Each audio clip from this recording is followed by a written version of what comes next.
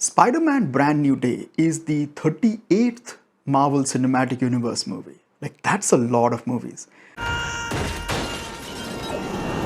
So Spider-Man Brand New Day is directed by Dustin Daniel Cretton, who previously directed Shang-Chi and also Wonder Man from this year. Wonder Man is really good. Like, if you haven't watched it, I would highly recommend watching it. It sadly got cancelled, but it's a pretty closed story. So even if they never made a second season, which they're not going to, it doesn't really matter. But it is easily one of the best Marvel shows ever. Yeah, I'll hype it up. Okay, so it stars a whole bunch of people. Let me just look up my notes. Okay, so there's Tom Holland, there's Zendaya, there's Jacob Batalon who plays Ned, there's Mark Ruffalo, John Bernthal, Sadie Sink, and Trammell Tillman who plays like the boss of the damage control department. Okay, so plot wise, right? So it takes place, I think, like 4 years after the events of the previous movie, where like Doctor Strange wiped out everyone's memory, so no one remembers who Spider-Man is anymore. And now he's pretty much just on his own, and he's just solely dedicated to fighting crime because he doesn't have anyone else in his life. So he's kind of sad and miserable and just fighting crime. And then like a mysterious entity shows up that is capable of hopping through minds and mind controlling people, and that becomes like the major story of how to stop this person and what do they want. And in the middle of it, like the newly formed department for damage control sort of shows up, and they have some of their ulterior motives and everything. Yo, Spider-Man, you okay? You get rid of that monster inside you? Think I might go see how MJ's doing. All right, so positives, right? So I'm going to try and not spoil anything, but most of the stuff I'm going to mention is already in the trailers. So Hulk is already in the trailer. The Punisher is in the trailer. Yeah, so most of the stuff that and the Hand is in the trailer, right? So most of that stuff, like, it's not really. If you've seen the trailer, you kind of know, who's going to show up in there. Okay, so on the positive side, it's shot really well. Like, I won't say like it's great cinematography, but it is definitely much better looking than the previous 3 Spider-Man movies, like the John Watts movies. Dustin Daniel Cretton is a much better director. Like, this one feels more grounded, and like they've done a lot of shooting at ground level, New York and everything. So it feels really good. The lighting is a lot better. It doesn't feel like Marvel sometimes has very flat lighting. Here the lighting is a lot better. The humor is a lot better. It is funny. Like, all the banter between Spidey and the Punisher is quite funny, but it doesn't cross over into the MCU, Marvel-esque humor. So that stuff is thankfully kept at bay. Okay, so all of that stuff is great. Tom Holland does a great job as sort of like the slightly sad and depressed Spider-Man. The plot in that sense is sort of reminds you a lot of Spider-Man 2, like the Tobey Maguire Spider-Man, where he's like really stressed out because of his job, and also trying to fight crime at the same time, and he still is in love with Mary Jane. And then that causes him to lose his powers, right? Like, that happens in Spider-Man 2. With this one, it sort of goes in the opposite direction. So all of that stuff that is happening causes his, again, if you've seen the trailer, this is in the trailer, like, it causes his spider DNA to sort of spike and, start to mutate more. So, in that sense, it runs like a parallel to, Spider-Man 2. I'm losing my mind. I am totally out of control. All the stuff with Spider-Man and Punisher is great.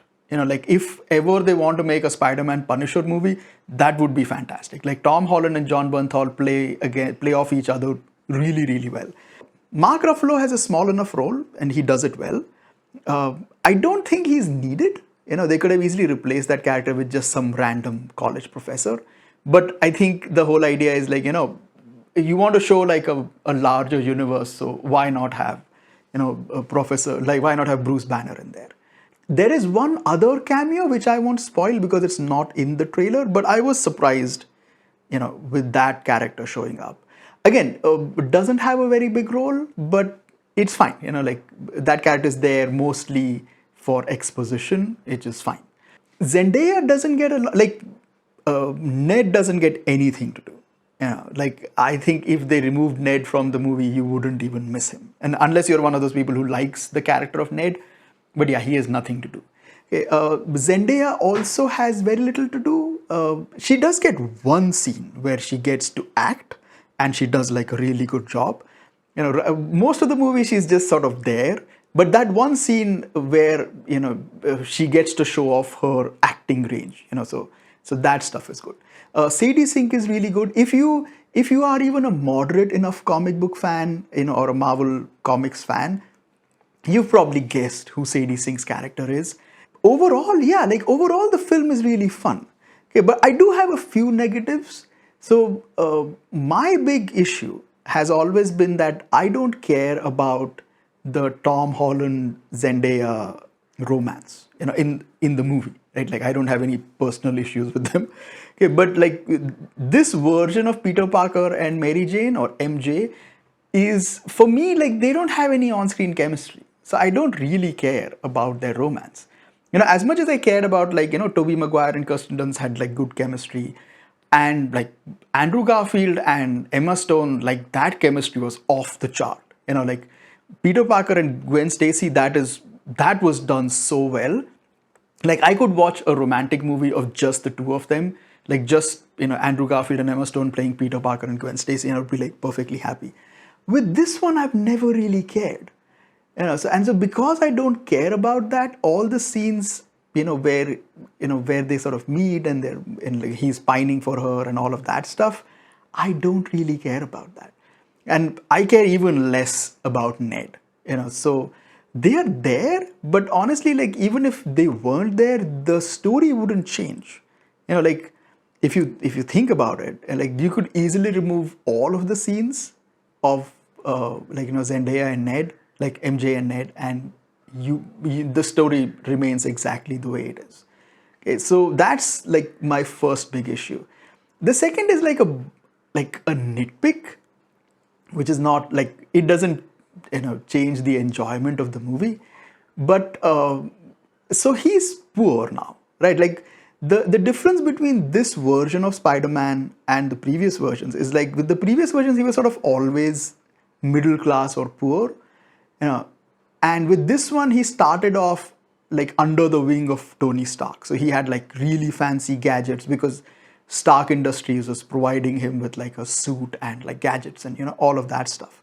So now all of that is gone at the end of the previous movie, right? Like when he erased everyone's mind, it's over. So this is like Spider-Man back to grassroots level, not having too much money and whatever.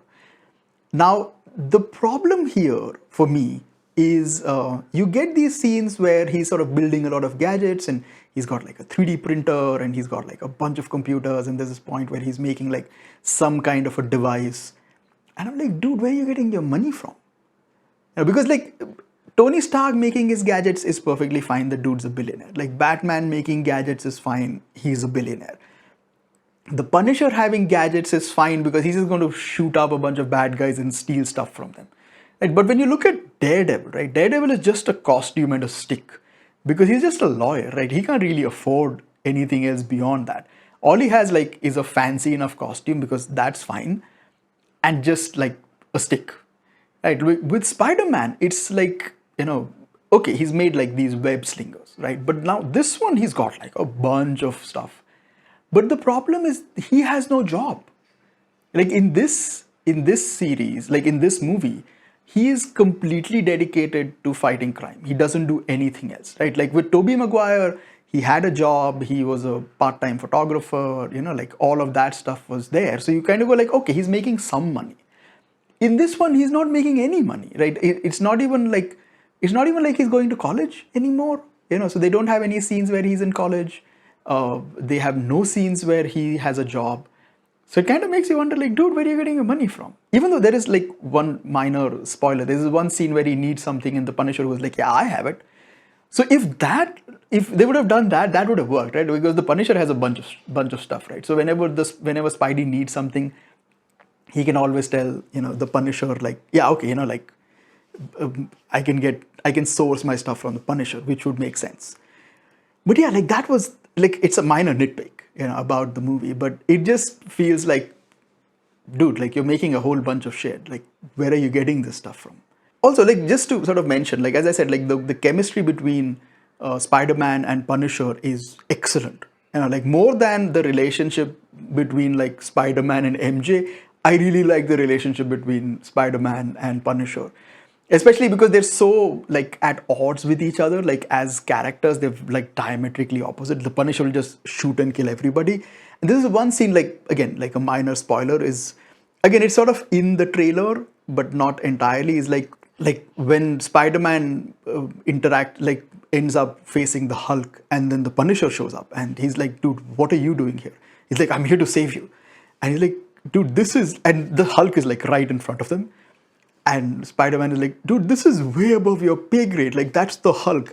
And the look of sheer terror on, like, the Punisher's face is hilarious, because he's like, I just have a machine gun. I have, like, this 9 foot tall, green rage monster coming at me.